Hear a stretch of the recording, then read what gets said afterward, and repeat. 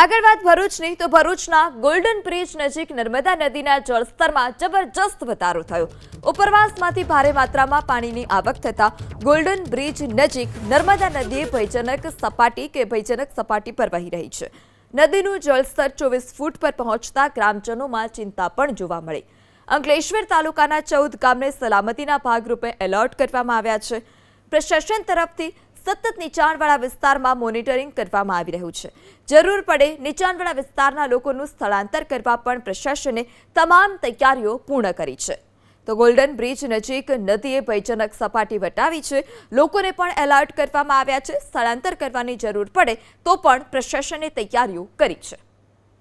हाल जे नर्मदा नदी में जे सदासर dam side 5 lakh cusec जेटलू पानी छोड़वामां आव्युं छे, जेना परिणाम स्वरूपे नर्मदा नदी 24 फूट लेवल थी गोल्डन ब्रिज पर वधी रही है। और जो उपरवासमां तो वधारे पानी छोड़वामां आवे तो हाल 27-28 फूट पानी थवानी शक्यता थाय।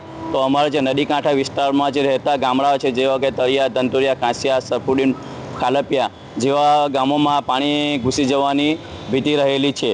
અને હાલ વહીવટી તંત્ર દ્વારા તેમજ પોલીસ તંત્ર દ્વારા નદી કાંઠે વસતા લોકોને નદી ન ખેડવા માટે અપીલ કરવાની છે। તેમજ જો પાણીનું લેવલ વધે તો સલામત સ્થળે ખસી જવા માટે તંત્ર દ્વારા અપીલ કરવામાં આવેલ છે।